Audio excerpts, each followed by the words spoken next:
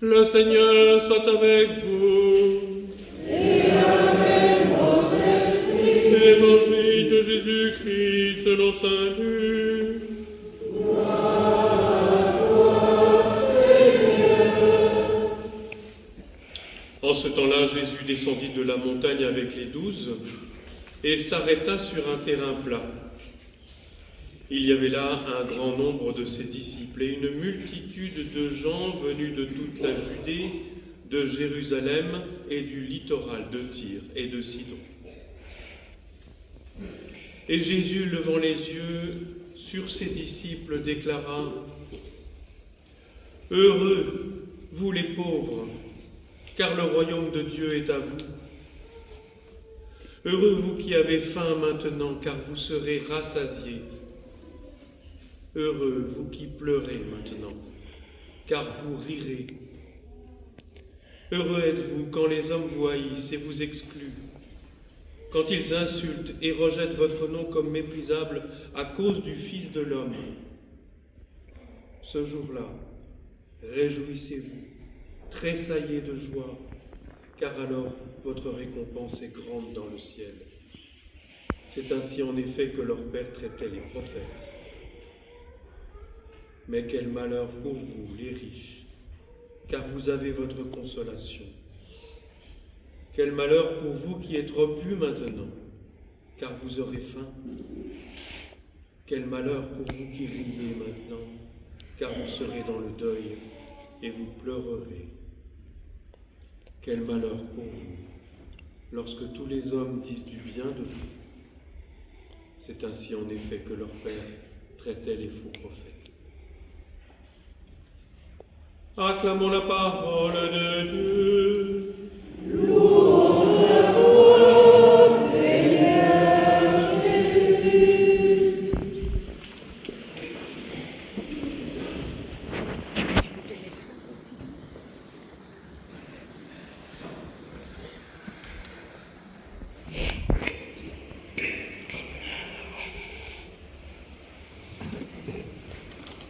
L'Évangile, plus encore aujourd'hui, c'est le monde à l'envers. Le monde à l'envers, nous l'avons entendu, Jésus ose déclarer heureux ceux que le monde juge comme malheureux. Les pauvres, les affligés, ceux qui sont dans l'angoisse, les persécutés, les moqués, les méprisés, les petits. Et puis Jésus renverse les valeurs de ce monde et les déclare heureux. Alors évidemment, c'est une provocation, mais une provocation pour une action, une provocation pour que nous changions notre regard sur le monde. Alors d'abord, on pourrait se demander, mais en quoi sont-ils heureux, ceux qui sont pauvres, affamés, affligés, persécutés? Est-ce qu'ils sont heureux parce qu'ils manquent de quelque chose? Non. Ce n'est pas le manque, ce n'est pas la souffrance, ce n'est pas d'être en difficulté qui rendrait heureux. Nous le savons bien, nous ne le savons que trop. Mais c'est Jésus qui déclare heureux ceux qui, à travers ce manque, vont recevoir du Christ, de Jésus lui-même, quelque chose de précieux. Qu'est-ce qu'elle est, cette chose précieuse entre toutes? C'est la présence de Dieu. C'est le réconfort de Dieu. Et c'est vrai, frères et sœurs, Jésus l'a expérimenté. Les gens riches et bien portants ne l'ont pas aussi bien accueilli que ceux qui tout simplement avaient besoin de Dieu. Et les pauvres, les malades, les affligés, les persécutés se sont approchés de Jésus. Le problème de ceux qui ont tout, c'est qu'évidemment, comme ils ont tout, ils pensent qu'ils n'ont besoin ni de rien, ni de personne, ni bien sûr de Dieu lui-même. Donc, heureuse pauvreté si elle nous tourne vers Jésus. Heureuse affliction si elle nous fait nous approcher de Jésus. Et parfois même, heureuse persécution si elle nous invite à trouver en Jésus force et capacité de témoigner. Alors évidemment, c'est une promesse en fait que fait Jésus. Heureux les pauvres, le royaume de Dieu vous sera donné. Il est déjà à vous. Les affligés, vous serez consolés. Ceux qui sont persécutés, le Seigneur vous bénira. Donc il y a un mouvement. Et il nous faut, frères et sœurs, entrer dans ce mouvement. Et ce mouvement, d'abord, c'est de ne pas nous laisser accabler par nos difficultés, de nous tourner vers Jésus, d'aller vers lui. C'est en regardant les foules devant lui que naît du cœur de Jésus. C'est heureux. Il lit dans le cœur de ceux qui sont devant lui cette attente d'une rencontre. Alors que le Seigneur Jésus lise dans notre assemblée aujourd'hui cette attente, et peut-être en particulier l'attente de ceux qui vivent un temps de pauvreté matérielle, peut-être aussi spirituelle, humaine. Tourne-toi vers Jésus, le royaume de Dieu t'est promis aujourd'hui. Et le royaume, c'est de rencontrer Jésus. De quoi es-tu affamé? De quoi as-tu faim? Il y a Bagneux des familles qui ont du mal à boucler les fins de mois, qui ne mangent pas leur faim. Mais nous le savons, il y a aussi d'autres fins, d'autres attentes. Dans un autre évangile, Jésus dira « Heureux les affamés de justice, de paix pour notre monde, car le Seigneur Dieu va travailler dans ton cœur et te rendre artisan de cette paix.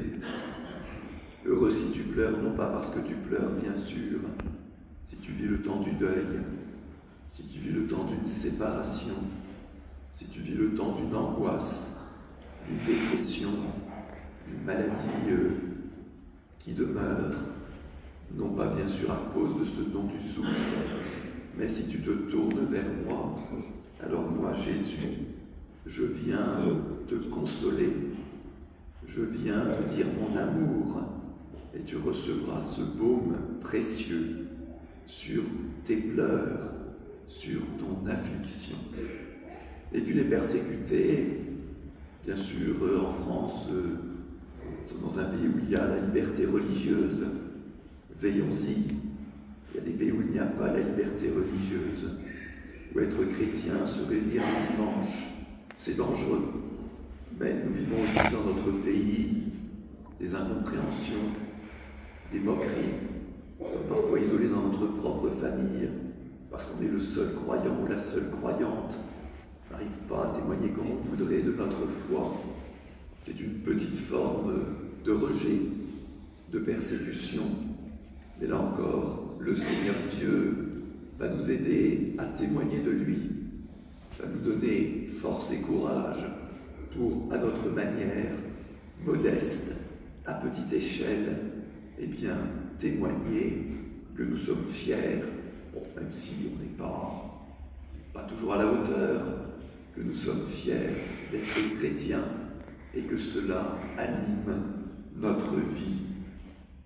Alors je termine, frères et sœurs, en disant que cette promesse de Jésus, nous avons aussi en être acteurs, pas seulement la recevoir pour nous, mais aussi en être témoins vers ceux qui sont pauvres, vers ceux qui pleurent, vers ceux qui sont affligés, vers ceux qui sont persécutés.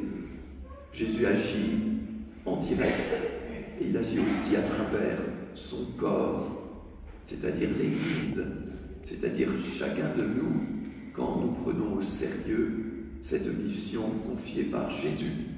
C'est aussi à toi, dit Jésus, que je confie la mission d'aller vers ceux qui sont pauvres, d'aller vers ceux qui pleurent, d'aller vers ceux qui sont affligés, d'aller vers ceux qui sont méprisés ou rejetés, pour que cette parole de Jésus ne soit pas juste une belle parole, mais sans effet, mais pour que cette parole de Jésus prenne effet à travers nous tous.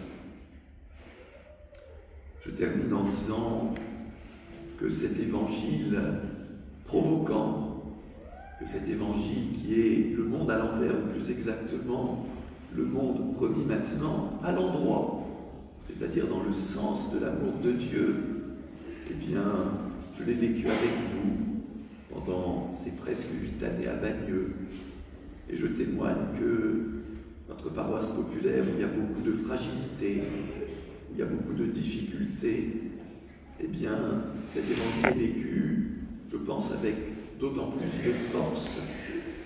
Et j'ai des multitudes de témoignages, de choses que j'ai vues, que j'ai entendues, dont vous m'avez témoigné, qui montrent que cet évangile n'est pas enfermé dans le passé, mais qu'il est vraiment vécu aujourd'hui dans notre communauté.